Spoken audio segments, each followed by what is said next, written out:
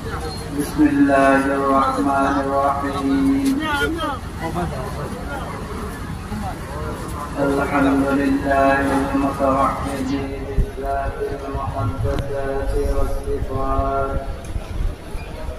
والصفات المنجحات المبجلات المتفرد بالبقاء فلا آخر له الباعث الذي بعثه نبيا محمدا وأرسله وختم به أنبياءه ورسله. أشهد أن لا إله إلا الله وحده لا شريك له في السر والعلان. وأشهد أن سيدنا ونبينا ومحبوبنا وبشيرنا ونذيرنا وطبيب أرواحنا وحبيبنا وحبيب ربنا محمدا عبد الله ورسوله أرسله بالحق بشيرا ونذيرا وداعيا إلى الله بإذنه وسراجا منيرا. أما بعد فقد قال الله تعالى في كلامه المجيد وفي فرقانه الحميد. بسم الله الرحمن الرحيم. إن الله وملائكته يصلون على النبي يا أيها الذين آمنوا صلوا عليه وسلموا تسليما. اللهم صل على سيدنا مولانا محمد وعلى آل سيدنا مولانا محمد. اللهم صل على سيدنا مولانا محمد وعلى آل سيدنا مولانا محمد. আমরা সবাই সালাম জানাই দয়াল নবীর উপরে, দয়া করে শাফায়াত করবেন হাশরের দিনেতে। আল্লাহুম্মা সাল্লি আলা সাইয়্যিদিনা مولانا محمد وعلى آل سيدنا مولانا محمد.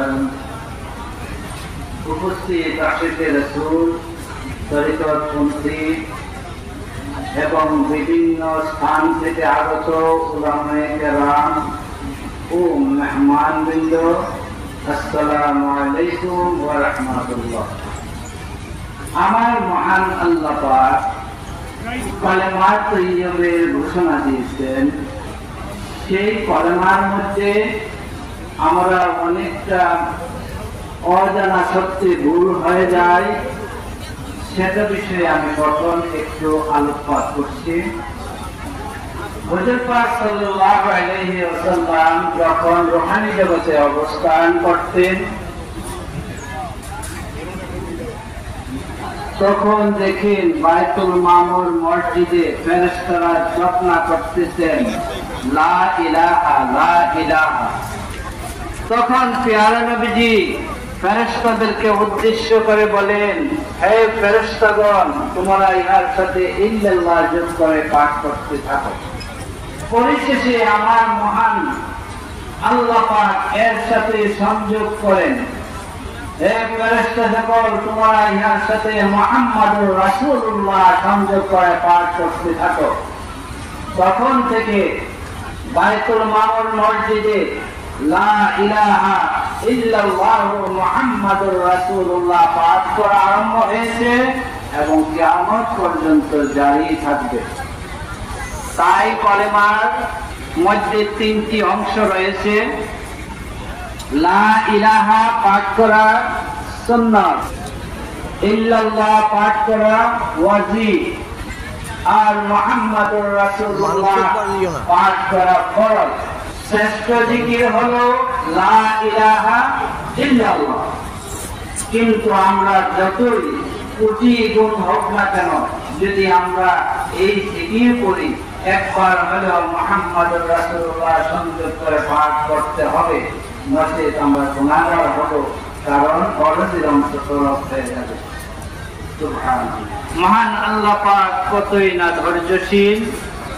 আমরা প্রতি মুহূর্তে কত গুনাহ করছি, অথচ আমার মহান আল্লাহ পাক আমাদের সাথে ভালো ব্যবহার করেন। যদি তিনি চান আমাদেরকে অপমানিত করতে, তাহলে তিনি করতে পারেন, কিন্তু তিনি তা না করে আমার মহান আল্লাহ পাক তার প্রিয় হাবিবের উম্মতদের বয়াত হওয়ার মাধ্যমে পাপাচার থেকে মুক্ত করে তার দিদার লাভের সৌভাগ্য প্রদান করেছেন। সুবহানাল্লাহ। আর এই বয়াত কত বড় যে আমাদের জন্য সৌভাগ্য, সেটা আমরা পরকালে তার ফলাফল পাব। আজকাল অনেকে বলেন বয়াত হওয়ার প্রয়োজন নাই, দরকার কি, পীর কোরআন শরীফে নাই, এটা আবার কি? কিন্তু আপনারা জেনে রাখেন, কোরআন মজিদ হলো আরবি ভাষায়। সেই আরবি ভাষার কিতাবে কি বাংলা, ইংরেজি, আরবি, ফার্সি, উর্দু এগুলা থাকবে? আরবিতে আরবি থাকবে। পবিত্র কোরআন শরীফে আছে কি মুর্শিদ, কিন্তু পীর নাই। সেটা আমিও বলি, আপনিও বলেন। পীর নাই কেন? সেটা ফার্সি ভাষা। ঠিক তদ্রুপ নামাজ ফার্সি ভাষা, রোজাও ফার্সি ভাষা, সেটাও কোরআন মজিদে নাই। সেটা আছে কি সালাত আছে, সিয়াম আছে, সওম আছে, হ্যাঁ, কিন্তু নামাজ এবং রোজা সেখানে উল্লেখ নাই। কেননা সেটা ফার্সি ভাষা। আর বলে যে বয়াত হওয়ার প্রয়োজন কি? হ্যাঁ, যারা বলে থাকেন তাদের প্রয়োজন নাও হতে পারে, কিন্তু আমাদের প্রয়োজন রয়েছে, ঠিক কিনা? ঠিক। কেননা পবিত্র কোরআন শরীফে এর ফয়সালা হয়ে গেছে। যদি কেউ আমরা কোরআনের কোন একটি আয়াত অস্বীকার করি, তাহলে সেটা আল্লাহই ভালো জানেন কি হবে। পবিত্র কোরআন শরীফের প্রথম সূরা হলো সূরা ফাতিহা, আর 48 নম্বর সূরা হলো সূরা ফাতিহা।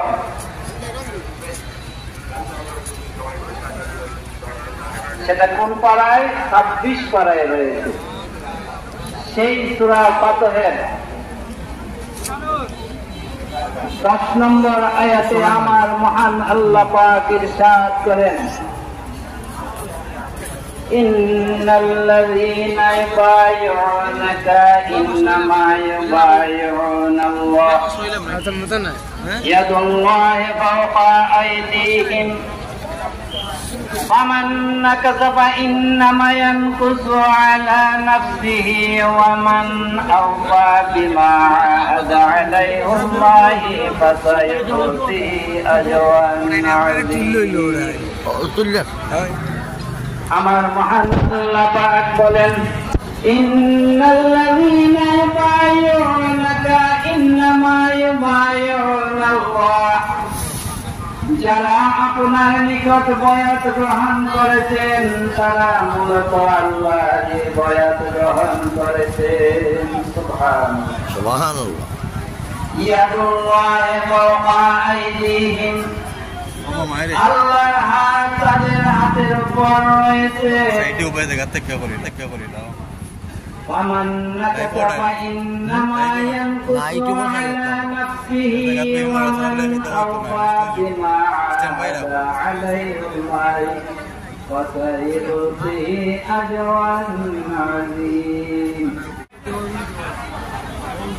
যারা বয়াতের অঙ্গীকার ভঙ্গ করেছেন তারা নিজের পরিণাম ডেকে এনেছেন তাদের জন্য যন্ত্রণাদায়ক শাস্তি আর যারা বয়াতের অঙ্গীকার রক্ষা করে মৃত্যুবরণ করেছেন মহান আল্লাহ পাক তাদেরকে মহাপুরস্কৃত করবেন জান্নাত দিয়ে সুবহানাল্লাহ। তাহলে আমরা কি সৌভাগ্যবান নাকি আমরা ভাগ্যহীন হয়ে গেলাম? সকল সাহাবা কেরামি হযরত রাসূল পাক সাল্লাল্লাহু আলাইহি ওয়াসাল্লামের হাতে হাত রেখে বয়াত হয়েছিলেন এবং তারা বয়াতের অঙ্গীকার পূর্ণভাবে রক্ষা করে দিয়েছেন।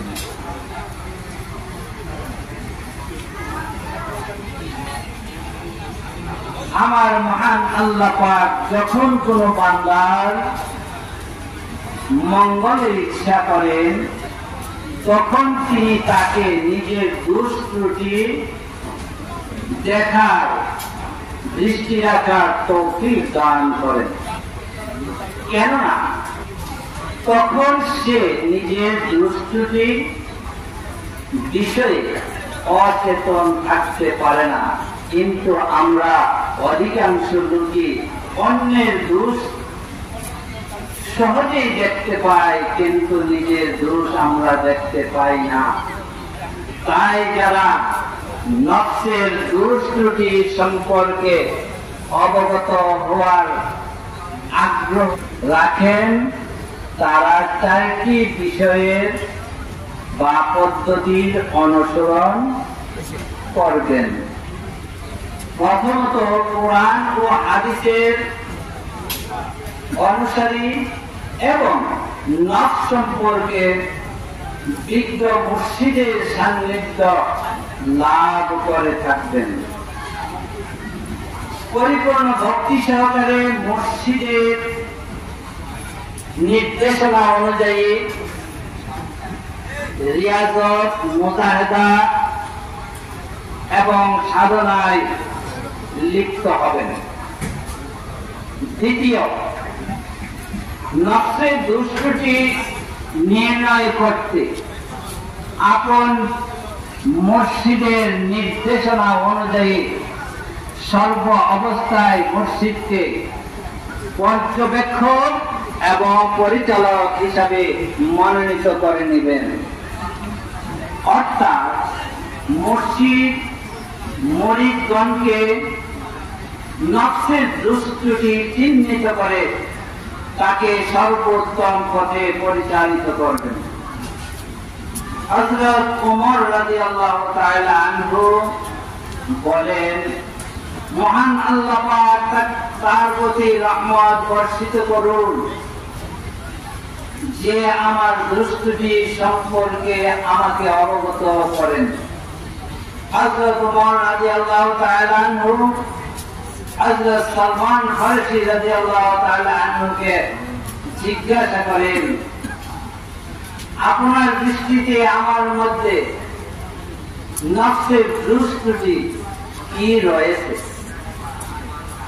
তখন হযরত সালমান ফারসি রাদিয়াল্লাহু তাআলা আনহু বলেন, এই কথা বলার সাহস আপনাকে কে করবে? তখন হযরত উমর রাদিয়াল্লাহু তাআলা আনহুর অনুরোধে হযরত সালমান ফারসি রাদিয়াল্লাহু তাআলা আনহু বলেন, আমার জানা মতে আপনার দস্তরখানে 2 রকমের তরকারি এবং আপনার 2টি পোশাক রয়েছে। অতঃপর হযরত ওমর রাদিয়াল্লাহু তাআলা আনহু আবার পুনরায় অনুরোধ করলেন। তিনি বলেন যে এর বেশি আমার জানা নাই। হযরত ওমর রাদিয়াল্লাহু তাআলা আনহু বলেন, এই 2টি আমার জন্য যথেষ্ট অপরাধ। একদা হযরত দাউদ তাই রাহমাতুল্লাহ আলাইহিকে জিজ্ঞাসা করা হয়েছিল, আপনি লোক সমাজে বেশি থাকেন না কেন? তখন তিনি বলেন, যারা আমার দুষ্কৃতি গোপন রাখে, আমাকে এই বিষয়ে কোনো কিছু ব্যক্ত করে না, তাদের সাথে আমার সংস্রব রাখার দরকার কি? তাই বুঝে নিতে হবে, সাপের এবং বিচ্ছুর দংশন আমাদের শরীরে পর্যন্ত সীমাবদ্ধ। সেটা হয়তো বা 1-2 দিন পরে সেরেও যেতে পারে, কিন্তু নফসের দুষ্কৃতি আত্মাকে, অন্তরকে ধ্বংস করে দেয়। তৃতীয়, শত্রুর সাথে মেলামেশা করতে হবে, কেননা শত্রু আপনাকে অপছন্দ করেন, তাই সে আপনার সমালোচনা করেন।